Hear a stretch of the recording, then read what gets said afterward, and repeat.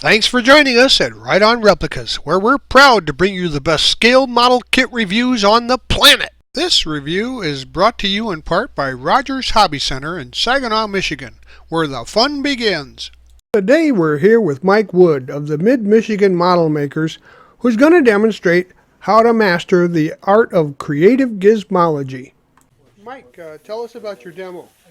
I'm going to try to get into what's called creative gizmology. I learned about creative gizmology from the old Chet Payne diorama things back in the day.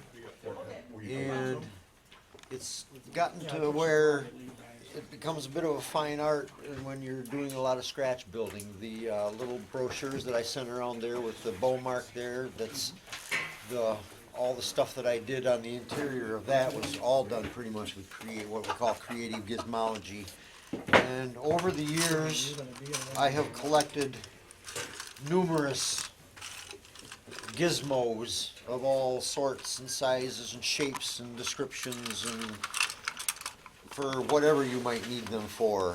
Like here's some kind of a filter off of an IV tube. It looks for all the world like a thruster off a and you learn to look at things not as what they might be, but what they could be.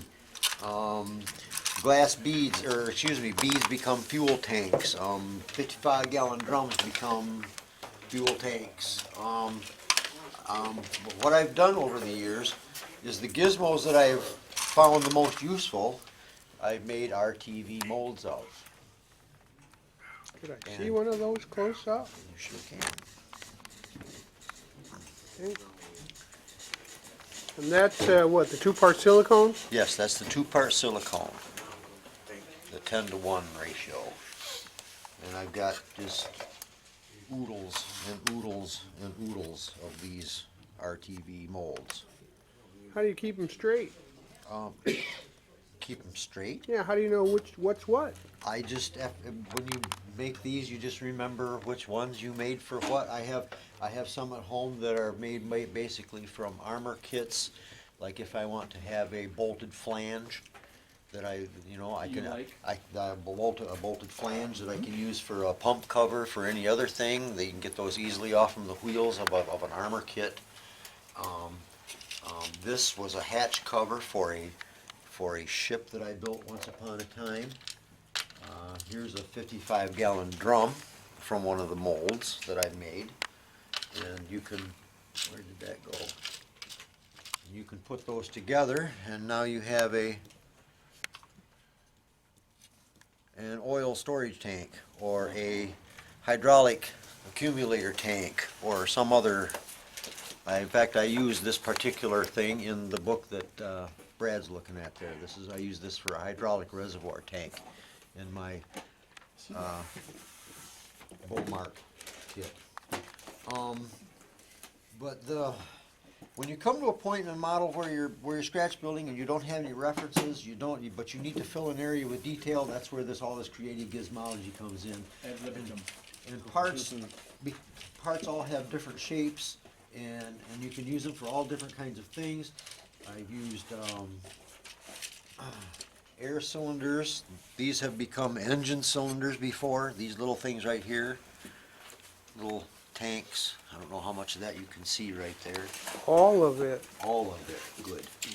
But here's, but I've got everything here from 2-cycle engines to conduit. I've got batteries and all kinds of cables and things. Mix up a little bit of casting resin here, and just show. And I've got a 1/48 scale Norden bomb sight, and it's just some of these things make you can use them for all. Just cut little pieces off and leave little pieces out, and like this. This is the back of a 7-cylinder radial engine. Intake manifold. Yep, the intake manifold. And I used part of that on that bow mark thingy right there. It ended up being the for the generator. Being the end of a generator, the generator unit that's in that. So you're saying that the things that you're putting together there are not just for the original purpose that they were made? Oh, no, certainly not. That's the whole point of this, is to use things for what they weren't intended for. So you repurpose them? You repurpose almost everything, except perhaps, like in this one here. This one right here, this is out of a B-29 kit, and it's a stack of radios. If you need radios for anything, here's a whole bunch of them right there. You just cast the ones you want out of our TV, or excuse me, out of the casting material here, and you've got all the radios you need. I have several different radio molds here. But the idea is to use the parts and repurpose them. We're making a representation of stuff anyway, so it doesn't have to be, you can represent stuff. Now describe what you're putting together here. This is the two-part casting resin. And is that commonly found? You get it, Roger can order it for you here. I can get it through MicroMark. This is my very specialized tool right here. It's a piece of coat hanger with a rounded end and a pointy end. Use the rounded end. Yep. Thank you, Roger. And I'm just stirring up a little batch of this stuff right here. And once it's thoroughly stirred up, I use the rod with a drop of resin on there, and I use it to poke it right down into all the little crevices right there. These are just these are called open face molds. Very simple. A little resin there.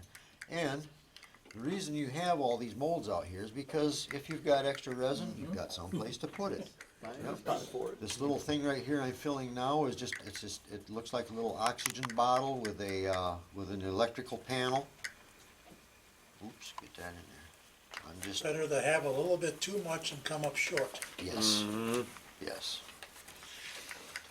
But yeah, like some of these I've created like this thing right. But these are 1/72 scale B-29 You almost had me gun excited. directors. Oh, yeah. Is what those two little thingies are, and I glued them end to end to a little bit of styrene, and it made a little outfit that I could use. It was an interesting looking thing that I could put on the side of the space station model I was building at the time.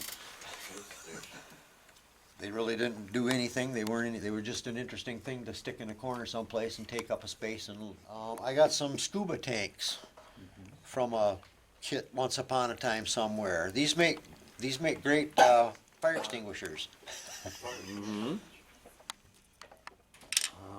I've got just there. Here's some of those radios that came right off from this mold right here. Just like that. There's a bunch of radios for You got a you. holder still? Okay, got it. Nice. And hatch covers, I've got this ended up being a demo more about RTV molds than Gizmology. But the point being is that the idea is to use things for other than what they were actually intended for, and just to create interesting things to draw your eye to in concealed places, or in places that, like you want to fill in behind the cockpit on your airplane, so just fill a void with some interesting looking things. You don't really know what it looks like, neither does anybody else for that matter. But you can put stuff in there and make it look halfway. When I built this, I had no idea what the inside of the bottom of this thing was going to look like. But I knew I had to have hydraulics, it had to have electrical, and it had to have pneumatics, and I just made sure that I built a hydraulic pump, I built a generator, the hydraulic pumps here, the turbo pumps for the fuel pumps right there, those are made with aircraft wheels.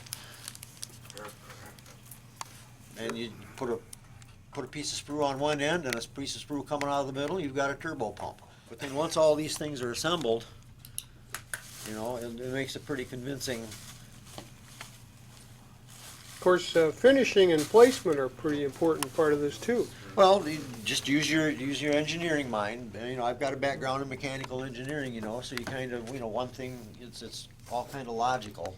You have to lay out your lot, you know, be logical about it. Keep, you know, connect your hydraulic lines to your hydraulic pumps and the hydraulic cylinders. I just kind of winged it, you know. I just kind of winged it. I knew it had to have this and had to have that, and I knew it had to be in as small a space as possible and still be able to get a body down there and perform maintenance on it. So these resin parts are, they're not styrene, so they have to be handled in a different way for what, paint and glue? Adhesion, or- You have to glue them with, I hold them in place. If I'm gluing a resin part on styrene, I'll hold it there with 10X or MEK. It'll stay pretty good with that. If you're gluing resin to resin, of course, you've got to use super glue. How about paints? I don't have any, depending on the age of your resin can get old and your paint won't dry on it, but as far as using any kind of paint, you can use any kind of paint on it as long as it's fresh. Yeah, I do recommend a primer coat, yes, yes. Here's another little item, here's a guitar string. It's a round wound guitar string, I don't know which one it is, but it's spiral wound and it makes great oxygen holes.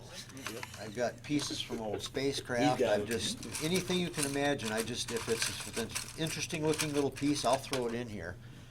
And sooner or later, it'll end up in a mold sooner or later, and I end up using them. But that's how I've been doing it all these years. I've got some of this. I made molds of the ventilation rails on top of armor, so I can get these kind of things. Here's some floor, some what do they call that? Some grading, some floor grading. But yes, there's just all kinds of stuff. Anytime you can repurpose something, that's an advantage, and it gives you an idea that when you're going to scratch build something, or if you don't have any references, and it doesn't really matter, you can just, the sky's the limit pretty much, and just use your imagination. Great example of that Gizmology is to look at the Star Wars Yes. ships, like the Star Destroyers. Yes. Yeah, you can They see. pointed out Yep. there's certain tank parts people have Yep. identified, and, Yep. you know, race car parts, and Battlestar Galactica was just you could see model parts on some of them. You could tell which ones they were. Oh, there's a submarine, you know. There's a ship hull upside down. You know, there's the deck of the Arizona with no turrets on it. You know, so I copied this out of a B-29 kit. It's a stack of cylinders, air cylinders. Could be hydraulic cylinders. You can use it for any, you know, whatever. There's a whole stack of them there. You can use it for anything. Accumulators, yeah. Yep, accumulators. I'm waiting for my resin to set up here so I can show well, you. if you keep talking on it, the hot air should cure that in. Oh, I know, I'm in trying. time. Hand it down. Another trick that I've learned with using these open face molds like this, especially with parts like these, before you pop them out, sand them off. Because you're not going to hurt this RTU rubber. You can sand on this all day. You're not going to hurt that. That's what got me started on this stuff, is because when I was building for hire, as it were, I'd get projects where I'd have to do, you know, I'd have to come up with something. Right. Because the kits that back then they just didn't have the You stuff. gotta make 20 of something. or Yeah, 50 I of had to make something. 20 of That's them, and right. that's what got me started in because I had to take the plunge, so I did. I'm gonna learn how to do this, so I made myself learn. I And got I'm so three- glad I did, because it's open, you see, I've sanded that off, so it's nice and flush with the surface there, and it just pops right out just like that. Still sweating see through. Okay. Now there's all those little bumpy assorted little details and things and interesting looking objects and things. That's your knuckle. Oh, sorry. Still a little damp yet, but there's a After that curvy part. there's a breaker panel if you want. There's a breaker panel, or you can drill hook wires up to it. There's our little mini accumulator tank and a little breaker box right next to it, if you like. But that's how all these little gizmos end up in my models. Well, we hope you liked this modeling tip, and so that you don't miss any more, please subscribe to our YouTube channel. You can do that by clicking on the ROR icon on the lower right-hand corner of any of our reviews. And you can find us on Facebook or our website, rightonreplicas.com. Thanks.